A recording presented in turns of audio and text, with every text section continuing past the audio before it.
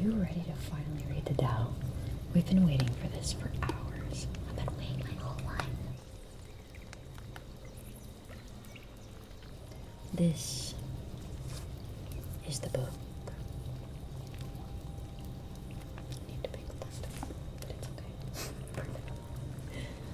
Perfect. I like to just open to the first page that shows itself to us. The pervasive Tao. And here's the cover.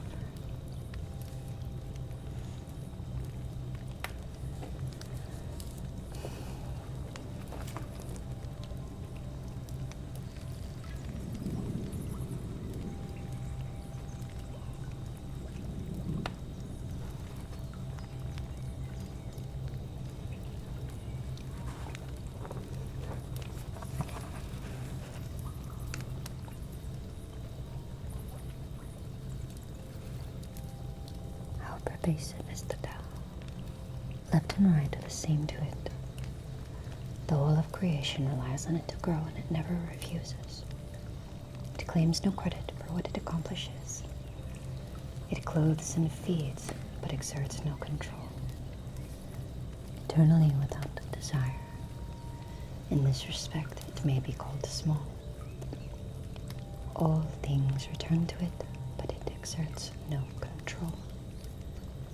In this respect, it may be called great, because it placed no insistence on its greatness.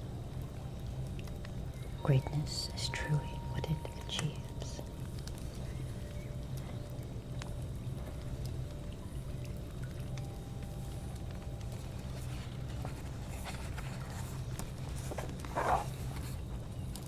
Welcome aboard the Black Pearl.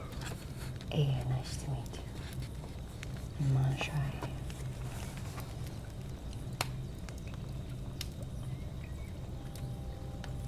Welcome aboard the Black Pearl.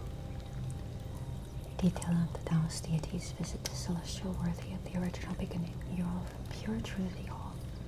Yonggol Taoist Shaxi. Yuan Dynasty.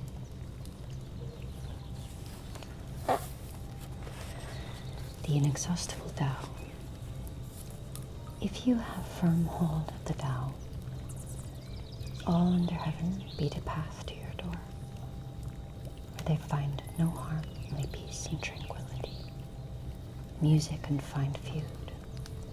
Fine food attract the passing guest. However, when we speak of the Tao, it seems bland and without savor, and yet to look at it, to listen to use, it is inexhaustible. Zirog X, thank you so much for the follow. It's nice to meet you.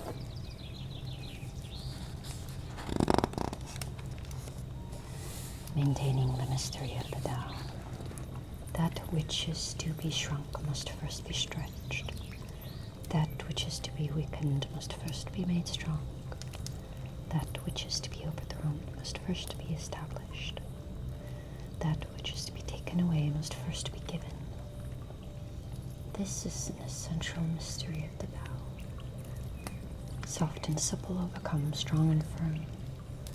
A fish cannot leave the water. The state's most effective tool should not be revealed to its people. Here is the Tao. The Tao Te Ching, illustrated by Lao Tzu. Laotzu. Wisdom of the Ancients.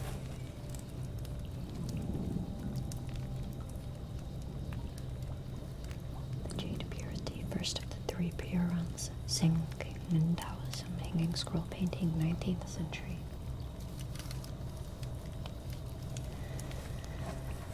In ancient times, understandings of the Tao progressed thus. It brought clarity to heaven. It brought stability to earth. It breathed soul into the spirits, brought fertility to the valleys, gave life to all creation, and made rulers models for the world. From this we can go on to say, without clarity, heaven would collapse. Without stability, earth would crumble. Without soul, the spirits would disappear.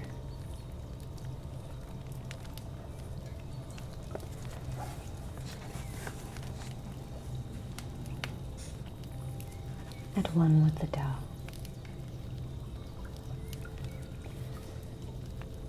In a world at one with the Tao, carriage horses fertilize the fields. In a world without the Tao, war horses are bred at the frontier. No disaster is worse than not recognizing sufficiency. No crime is greater than acquisitiveness.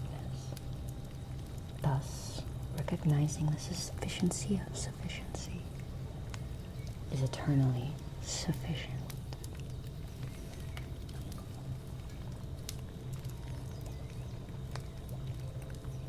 A leading horse painter of the Tang dynasty,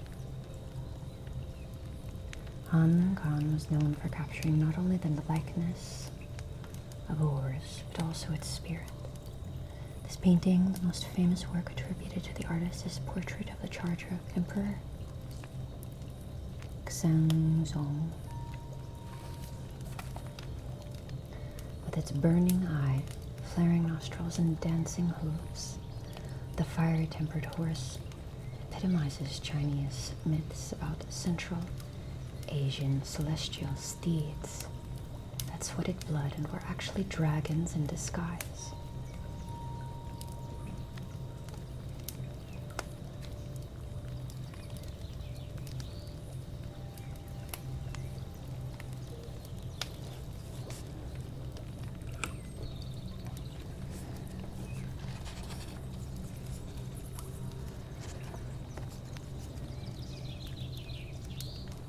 The enlightened man.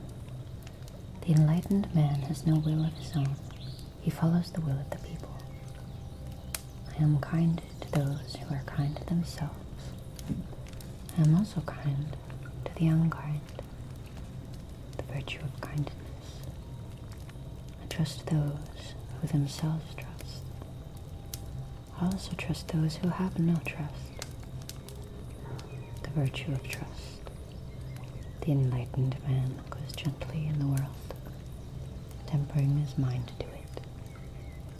The people all look to his deeds and listen to his words, and he treats them all as his children.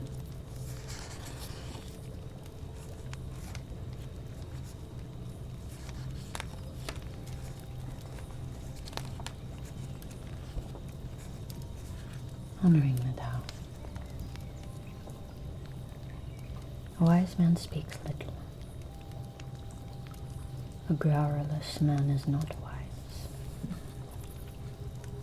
Block the openings, shut the doors, blunt the edges, loosen the knots, soften the glare, settle the dust. This is the mysterious unity. The Tao brings neither closeness nor separation, neither profit nor harm, neither honor nor disguise. Neither honor nor disgrace. For this reason it is honored above all other things.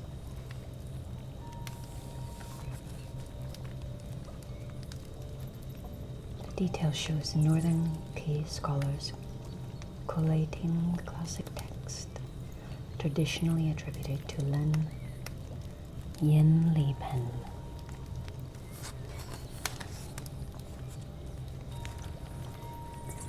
Benefits of simplicity. Be orthodox in governing the state, but unorthodox in war. Win the world by being uninvolved. How do I know this? By this, the more restrictions that are placed on the empire, the poorer the people become, the better the weapons the people carry, the more disordered the state, the more skillful the craftsmen, the more devious and pernicious their products, the more intrusive the legal system, the more thieves and robbers you'll find. Thus, the enlightened man says, I practice non-action. You're beautiful.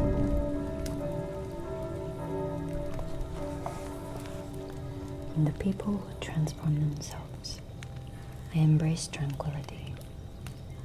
In the people who order themselves, I remain uninvolved. In the people who prosper, I keep myself free from desire. And the people will find simplicity. Oh yeah, the Council of Trees. That's it. Yes, this is my abode. This is the sound of my abode. You are literally inside a cathedral made of trees at this time. Power receptiveness.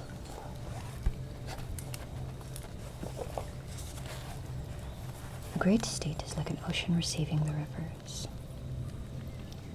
In the intercourse of the world, it takes the female part. The female eternally subdues the male through passivity, and passivity is receptive. Thus, a great state wins over smaller states by making itself receptive to them, and a small state may win over a great state by its receptive nature. In the one case, receptiveness is the tool. In the other, it is reason. A great state desires to unite and satisfy its people. A small state desires only to be received and enter into service. Thus, each gets what it desires, and it behooves a great state to be receptive.